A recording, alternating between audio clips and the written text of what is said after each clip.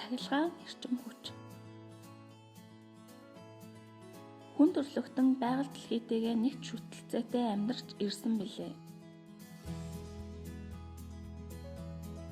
Бид байгалийн эрчим хүчний их үүсвэр болох салхийг ашиглан эсвэл механик аргаар хувиргаж дулааны эрчим хүчийг үүсгэснээр илүү сайхан амьдрах нөхцөл байдлыг бий болгож чадсан юм.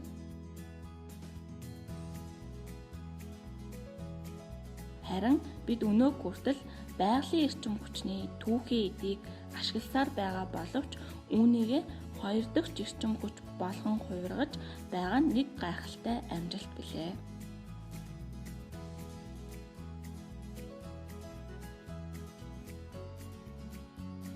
Цахилгаан эрчим хүчийг ямар ч хоёр дахь эрчим хүч болох механик эрчим хүч, дулааны эрчим хүч, гэрлийн эрчим хүч болгон хувирган радио, телевиз, компьютер гэх мэт хэрэгслийг ажилуулан ашиглах боломжтой.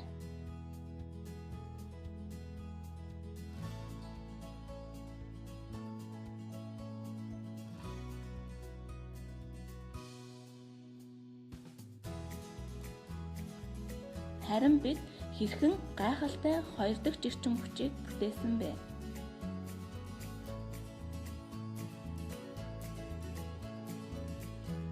Мэдээж хүн энийг дан оюун бодлороо бүтээх боломжгүй бөгөөд байгалийн эрчим хүчийн анх дахь түүхийг болон нүүрс, зэвшүүлсэн дос эсвэл ураныг ашиглах ёстой.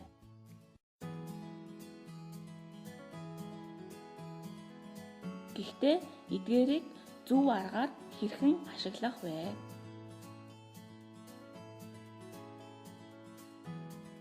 Эдгээр турбинууд нь хүрхрээний гидравлик эрчим хүчний ачаар эсвэл салхины хүчийг ашиглан хэрхэн эргэлдэн механик эрчим хүч болгон хувиргаж болохыг харж байна.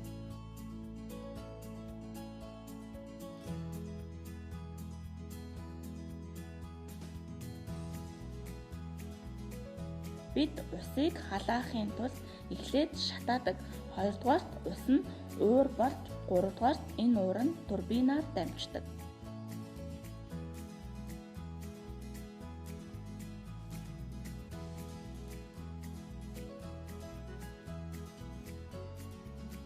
Энэ бүхэн төвөгтэй сонсогдож байгаа боловч яг үнэндээ маш энгийн зүйл юм.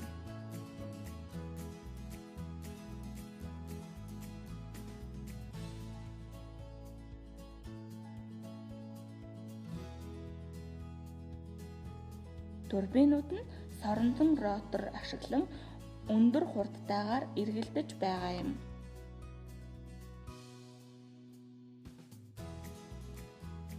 Уг соронзон ротор нь нэгж зэсийн хусуур доторх эргэлтийн хүчинд үүснэ.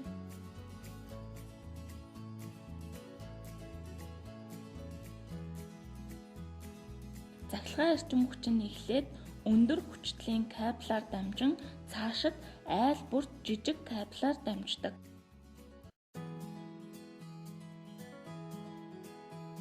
Гэхдээ цахилгаан эрчим хүчийг дугуй юм уу ямар нэгэн эд зүйл шиг хадгалах боломжгүй.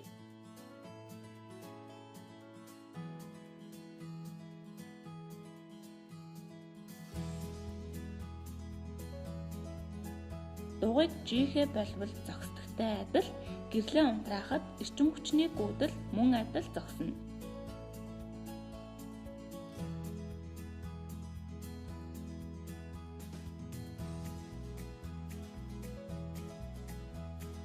Иймээс энэхүү чухал хоёр дахь эрчим хүчийг үр ашиггүй зарцуулахгүй зөв зохистой ашиглах хэрэгтэй.